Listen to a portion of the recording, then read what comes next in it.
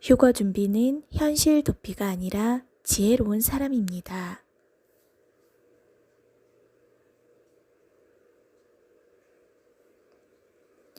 어떤 사람은 휴거 준비하는 신자를 일컬어 피해버리고 숨어버리고 도망가는 데만 집중한다고 비판한다.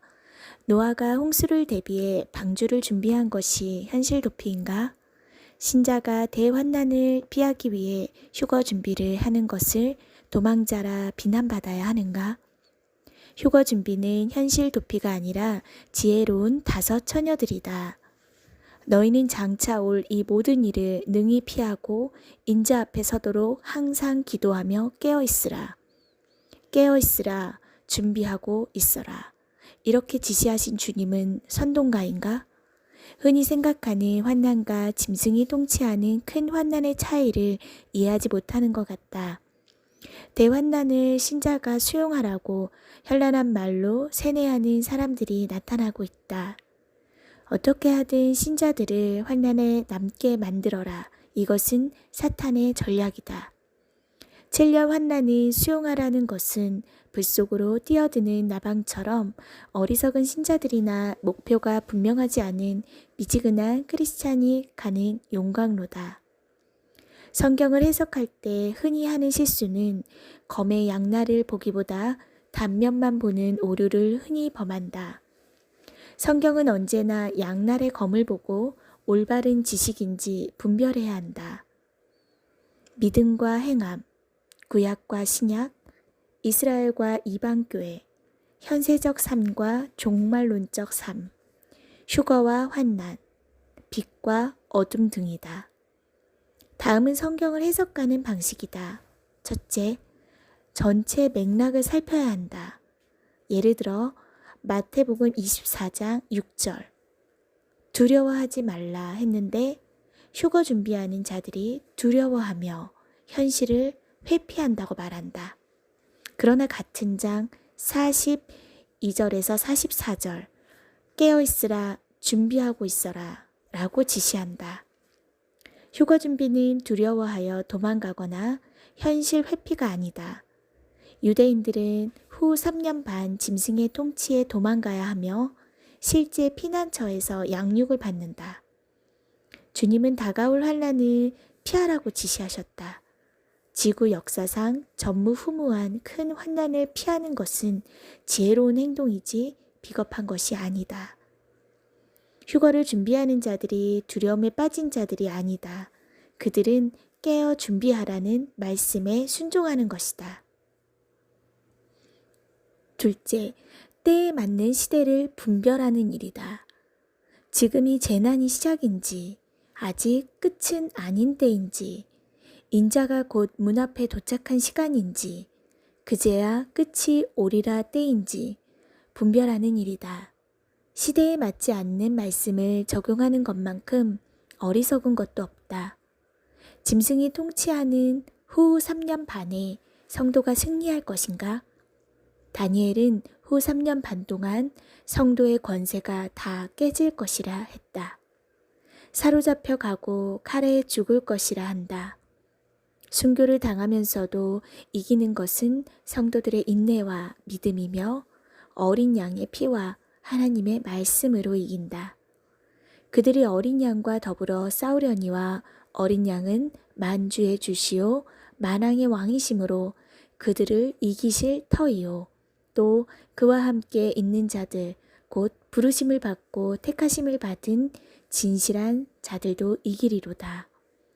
짐승의 연합군, 열왕의 군대들과 어린 양의 최후의 아마겟돈 전쟁은 그리스도께서 지상으로 강림하시는 때에 일어난다. 짐승의 통치가 거의 끝나갈 때다. 셋째, 수신자가 누구인지 확인하는 일이다. 종말에 대한 예언도 수신자가 다르다. 어떤 말씀은 수신자가 이방인 교회이고 다른 말씀은 유대인이다. 또 환난 전 성도에게 주신 말씀이 있고 환난을 통과하는 말씀이 있다. 가령 선지자 다니엘이 말한 바 멸망에 가증한 것이 거룩한 곳에 선 것을 보거든 그때에 유대에 있는 자들은 산으로 도망가라. 이 말씀의 수신자는 교회가 아니라 유대인이며 시대적으로 후 3년 반인데 교회는 이때 휴거로 하늘에 있는 상황이다. 지혜 있는 자는 궁창의 빛과 같이 빛날 것이요 많은 사람을 옳은 대로 돌아오게 한 자는 별과 같이 영원토록 빛나리라. 이 말씀은 후 3년 반의 짐승의 때가 아니라 그 이전에 해야 하는 일이다. 다니엘서의 수신자는 교회가 아니라 유대인이다. 넷째, 시대별 행동 지침. 예언의 말씀을 총체적으로 해석하는 것은 매우 중요한 일이다. 엉뚱한 해석으로 혼란을 가져오기 때문이다. 성도들은 시대별로 때에 맞는 지침에 따라 행동해야 한다. 1. 환난 전 행동 지침. 환난 전에는 휴거를 깨어 준비하는 일이다. 결코 일상을 포기하거나 일상에 침몰당하지도 않는다. 달란트 사역이나 열방에 대한 선교를 등한시하지 않는다. 어느 한 가지를 포기하지 않고 함께 하는 것이다. 그러나 휴거를 비판하는 사람들의 공통점은 어느 한 가지에 집중한다거나 하라고 말한다. 바람직한 행동은 주님의 다시 오심을 신자들이 준비할 수 있도록 돕고 깨우는 일이다. 2. 전반기 행동 지침. 7년 환난의 전반기에는 무슨 일을 할까? 전반기는 본격적으로 후반기를 준비하는 때다. 휴거 사건을 계기로 극심한 혼란이 예상되지만 전반기에도 복음은 전파된다. 두 증인은 이스라엘에 그리스도의 복음을 전하며 회개를 촉구할 것이다. 많은 미혹과 7 나팔의 재앙도 일어날 것인데 성도가 극심하게 박해를 받는 시대는 아직 아니다. 환난에 남겨진 성도들은 순교에 대한 믿음을 가져야 하며 이제 막 등장하는 적그리스도의 체제에 저항해야 한다. 3. 후반기 행동 지침. 후반기에는 2가지 사명, 짐승의 우상에게 경배하거나 짐승의 표를 받지 않아야 한다. 사실상 짐승의 통치기간 42개월은 짐승에게 무한대의 권력이 허용된 때다. 이때는 복음을 전파하는 일은 매우 힘들 것이고 도망가거나 순교하는 일이 일어난다. 짐승의 우상은 짐승의 집권 초반에 빠르게 등장할 것이며 경배를 강요당한다. 곧이어 짐승의 표도 등장할 것인데 성도는 강요되는 2가지를 이겨내는 것이 가장 큰 사명이자 역할이다. 순교를 통해서 구원을 받을 수 있으며 순교의 영광은 휴거의 영광을 같을 것이다. 도망한 자는 3년 6개월을 버텨야 하는데 지상 재림이 단축되면 그날이 감해질 것이다. 지금 우리는 어떻게 살아야 하나? 종말의 때에 걸맞게 많은 이론과 관점들이 등장해서 혼란을 주고 교란시키고 있다. 깨어 준비하라는 주님의 지시사항을 교착 상태에 빠지게 한다. 베드로는 강림에 대해 조롱하는 자들이 나타날 것이라 말했고 바울은 쉽게 마음이 동요되지 말라 하였고 예수님은 사람들의 미혹을 주의하라 하셨다.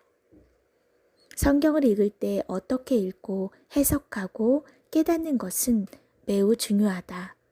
왜냐하면 성경의 여러 곳에서 단순하게 믿음만 있어야 할 것으로 말하기보다 지혜롭게 깨달아서 행동할 것을 강조하기 때문이다. 4종류의 밭은 깨닫고 많은 열매를 맺는 것이다.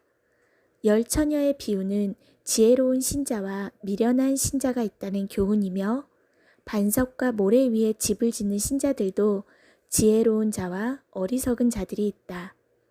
이처럼 지혜롭게 사는 것은 종말을 사는 신자들에게는 더욱더 중요한 교훈이다.